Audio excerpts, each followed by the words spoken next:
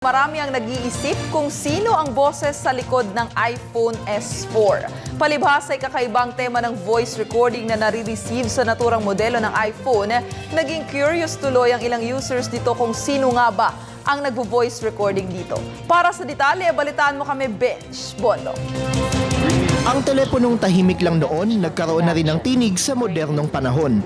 Siya si Siri, ang boses ng iPhone. Ngunit sa likod ng bawat tunog at salita niya mula rito, tanong ng kaninong tinig kaya ang kanilang naririnig.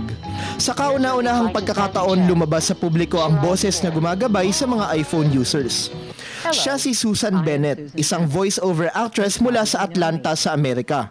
Sa isang panayam sa network na CNN, inamin ni Bennett na siya ang nagbigay buhay sa tinig ng iPhone 4S mula nang ilabas ito ng Apple noong 2011. Nirecord ni Bennett ang mga iPhone voice-over sa recording booth sa kanyang bahay.